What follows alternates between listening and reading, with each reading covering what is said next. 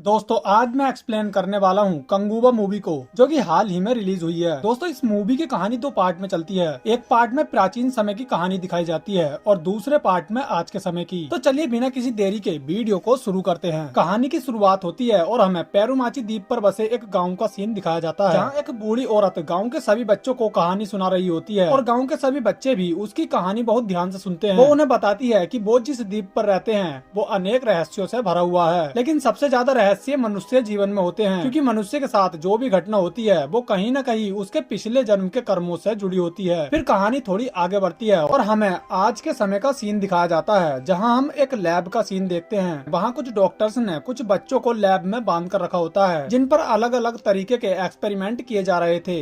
तभी जेटा नाम का एक लड़का वहाँ से भाग निकलता है, जिसके बाद सभी लोग कमांडो फोर्स के साथ उसे ढूंढने लगते हैं। लेकिन जेटा किसी तरह से उनसे बचकर भाग निकलता है और ट्रेन पर चढ़ जाता है और वह वहाँ किसी की तस्वीर बनाने लगता है और इस दौरान वह अपने पिछले जन्म को भी याद कर रहा होता है। खैर इसके बाद हमें फ्रांसिस नाम के एक लड़के और उसके दोस्त कोल्ड को दिखाया जाता है। इन दोनों का काम उन लोगों को पकड़ना है जिन लोगों को पुलिस नहीं पकड़ पाती, जिसके बदले में इन्हें पैसे भी दिए जाते हैं। और आज भी यह डिसूजा नाम के एक आदमी को पकड़ने के लिए जाते हैं। ये दोनों किसी तरह से उसे पकड़ भी लेते हैं और कमिश्नर के सामने पेश कर देते हैं। लेकिन तभी एंजेला भी इनके बीच में आ जाती है। दरअसल एंजेला पहले फ्रेंचाइज की गर्लफ्रेंड हुआ करती थी, लेकिन किसी वजह से इन दोनों का ब्रेकअप हो गया था। यहाँ वो कहती है कि वह कई दिनों से डी सूजा का पीछा कर रही थी और वह उसे पकड़ने ही वाली थी, लेकिन तभी फ्रेंचाइज ने डी सूजा को पकड़ लिया था। इसीलिए पैसे फ्रेंचाइज की बजाय एंजेला को दिए जाएं। तब यह सुनकर कमिश्नर उनसे उन पैसों को आधा आधा बांटने के लिए कहता है, लेकिन तभी इन दोनों में लड़ाई होने लगती है, जिसके बाद कमिश्नर इन्हें एक और आदमी को पकड़ने का काम देता है, जिसका नाम जीतू होता है। कमिश्नर उन्हें यह भी बताता है कि वह जीतू को सही सलामत पकड़ कर लाए, क्योंकि अगर उसे थोड़ी सी भी खरोच आई तो उसका भाई तुम्हें जिंदा नहीं छोड़ेगा। खैर इसके बाद वह उसे पकड़ने के लिए निकल जाते हैं और जीतू का पीछा करते हुए एक बोट में चढ़ जाते हैं, जहाँ जीतू भी मौजूद था। तभी यहाँ कोल्ड से गलती से गोली चल जाती है और जीतू मारा जाता है। हालांकि इन्हें उसका मर्डर करते हुए किसी ने नहीं देखा था, लेकिन जेटा यहाँ पर मौजूद था और सिर्फ उसने ही इन्हें जीतू का मर्डर करते हुए देख लिया था। लेकिन ये लोग उसकी परवाह ना करते हुए वहाँ से भाग जाते हैं। लेकिन जेटा की नजर सिर्फ फ्रेंचाइज पर होती है, मानो वह उसे कई वर्षों से जानता हो। खैर अगले दिन इन दोनों को पता चलता है कि एंजेला ने जेटा को पकड़ लिया है और वो उससे जीतू को मारने वाले की तस्वीर बनवाने लगती है। तभी फ्रेंचाइज और कोल्ड जेटा को लेकर वहाँ से भागने लगते हैं। इसी दौरान जेटा की तबीयत थोड़ी खराब हो जाती है, जिसके बाद फ्रेंचाइज उसे अपने साथ अपने घर ले आता है। फिर अगले दिन जब वह एक रेस्टोरेंट में जेटा को खाना खिला रहा होता है, तभी वहाँ जीतू का भाई आ जाता है, जिसे एंजेला ही अपने साथ लेकर आई होती है। इसके बाद वह जेटा से अपने भाई को मारने वाले के बारे में पूछने लगता है, लेकिन इससे पहले कि जेटा कुछ बोल पाता,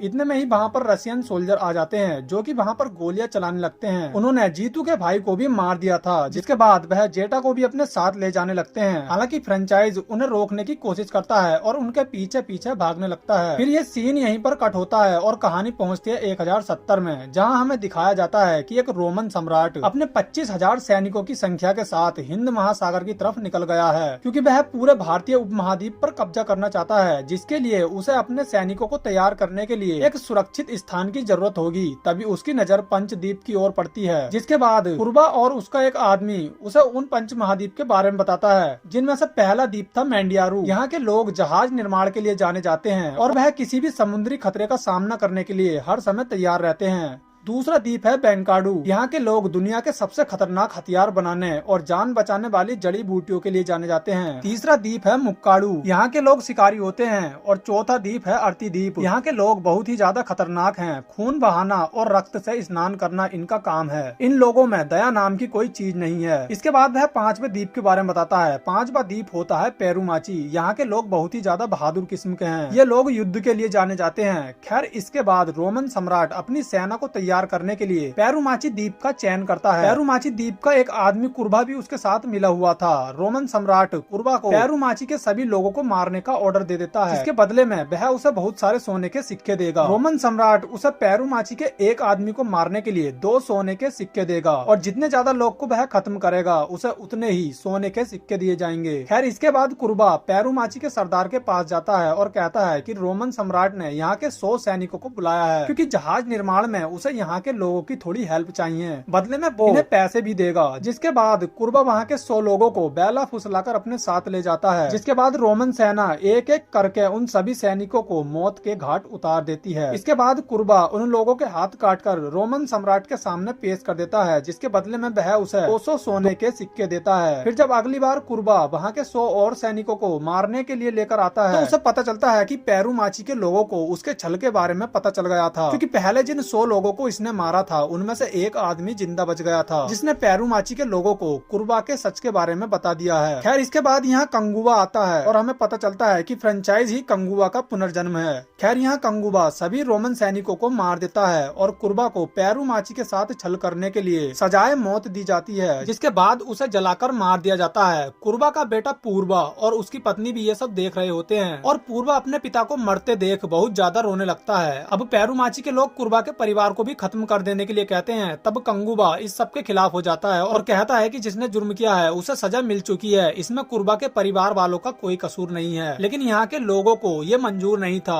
जिसके बाद कुर्बा की पत्नी उस आग में जलाकर खुद को मार लेती है, लेकिन मरने से पहले वह कंगुबा से ये वचन मांगती है कि वह पूर्वा की रक्षा करेगा और उसे कुछ नहीं होने देगा। तब कंगुबा भी उसे वचन दे देता है और कहता है कि आज से पूर्वा ही उसका बेटा है, अगर उसकी तरफ किसी ने आंख उठाकर भी देखा तो वह उसे जिंदा जला देगा। खैर इसके बाद हम रोमन सम्राट को देखते हैं, जिसके जासूस पूर्वा की मरने की खबर उसे मिल चुकी थी। जिसके बाद वह अर्थी द्वीप के सरदार उदीरा के पास जाता है और उससे हाथ मिला लेता है, क्योंकि अर्थी द्वीप और पेरूमाची द्वीप के लोगों की आपस में नहीं बनती थी। अब रोमन सम्राट अर्थी द्वीप के लोगों से पेरूमाची द्वीप को जल्दी से खाली करवाने का ऑर्डर दे देता है। जिसके बाद उदीरा अपने 2 बेटों को सैनिकों के साथ पेरूमाची पर हमला करने के लिए भेजता है। जब वह लोग पेरूमाची के लोगों पर हमला करते हैं तब कंगुबा भी वहाँ मौजूद होता है। जिसके बाद पेरूमाची के लोग उन लोगों को बुरी तरह से हराने लगते हैं। अब यहाँ कंगुबा पूर्वा से अपनी तलवार लाने के लिए कहता है, लेकिन तभी पूर्वा उसकी तलवार उसे देने की बजाय उसी तलवार से कंगुबा के ऊपर हमला कर देता है और कहता है कि ये उसने अपने पिता कुर्बा की मौत का बदला लिया है। हालांकि घायल होने के बाद भी कंगुबा अर्थी द्वीप के लोगों को मार देता है, जिसमें उदीरा के 2 बेटे भी शामिल थे। लेकिन यहाँ पर कंगुबा पूर्वा को कुछ नहीं कहता, क्योंकि वह उसे अभी भी अपना बेटा मानता है। खैर इसके बाद पेरूमाची के सरदार पूर्वा को कंगुबा के साथ ये सब करने के लिए काले जंगल में जाने की सजा देता है। दरअसल काला जंगल बहुत ही ज्यादा खतरनाक है और जो कोई भी वहाँ जाता है वह वहाँ से जिंदा वापिस नहीं आता। तब यहाँ कंगुबा अपने सरदार से कहता है कि वह पूर्वा को अकेला वहाँ नहीं जाने देगा, इसीलिए वह भी उसके साथ जाएगा, क्योंकि उसने उसकी माँ को वचन दिया है कि वह उसकी रक्षा करेगा।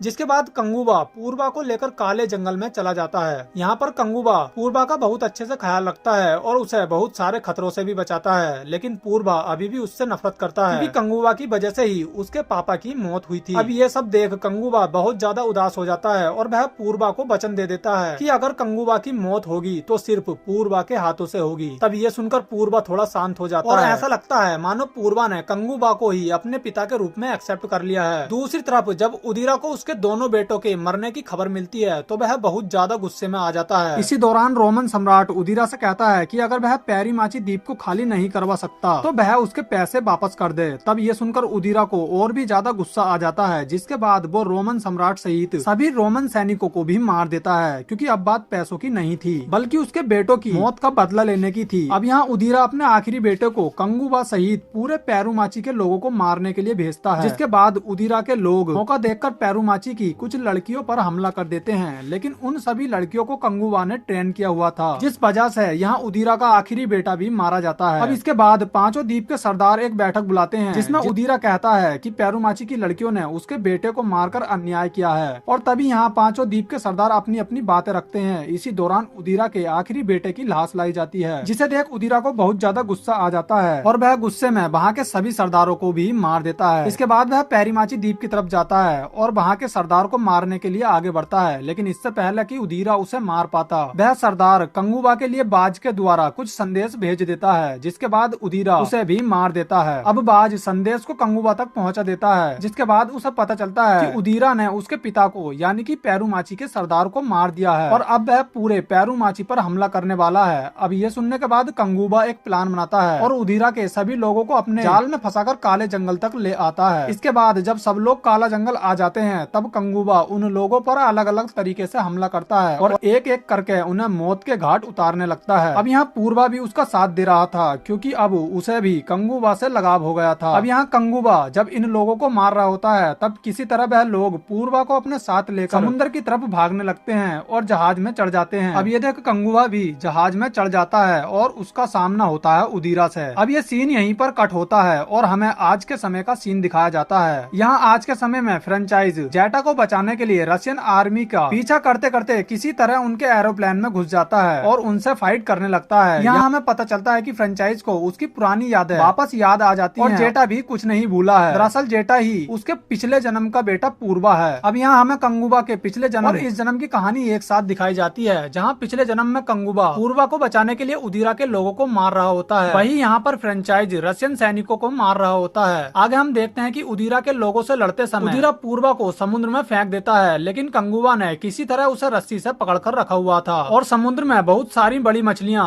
पूर्वा को खाने का वेट कर रही थी। अब यदि कंगुबा पूर्वा की रस्सी छोड़ देता है तो मछलियाँ पूर्वा को खा जाती और इसी का फायदा उठाकर उदीरा कंगुबा को मारने लगता है। लेकिन पूर्वा भी अब कंगुबा से बहुत ज्यादा प्यार करने लगा था और अब वह कंगुबा को बचाने के लिए खुद ही अपनी रस्सी काट देता है, जिसके बाद वह समुद्र में गिर जाता है और बहुत सारी मछलियाँ उसे खा जाती हैं। अब यहाँ कंगुबा को ये देख बहुत ज्यादा गुस्सा आ जाता है और वह चीख चीख कर रोने लगता है। इसके बाद वह उदीरा को बुरी तरह से मार देता है। अब यहाँ कंगुबा ये शपथ लेता है कि वह इस जन्म में तो पूर्वा को नहीं बचा पाया, लेकिन आगे से हर जन्म में वह उसकी रक्षा करेगा। दूसरी तरफ हम देखते हैं कि प्रेजेंट में फ्रेंचाइज उन सभी रशियन सोल्जर को मार देता है और जेटा को बचा लेता है। अब यहाँ जेटा फ्रेंचाइज को कंगुबा और कंगुबा जेटा को पूर्वा कहकर पुकारता है, यानी अब इन दोनों को ही इनके पिछले जन्म का सब कुछ याद आ चुका था। फिर हमें मूवी के लास्ट का सीन दिखाया जाता है, जहाँ उदीरा के मरने के बाद उसकी एक नाजायज औलाद को उदीरा का अगला उत्तराधिकारी बनाया जाता है और प्रेजेंट में ये वही होता है जिसने रशियन सोल्जरों को जेटा के पीछे भेजा था और इसी के साथ इस कहानी का अंत हो जाता है। तो दोस्तों, अगर आपको इस मूवी की एक्सप्लेनेशन पसंद आई हो तो इस वीडियो को एक लाइक जरूर कर देना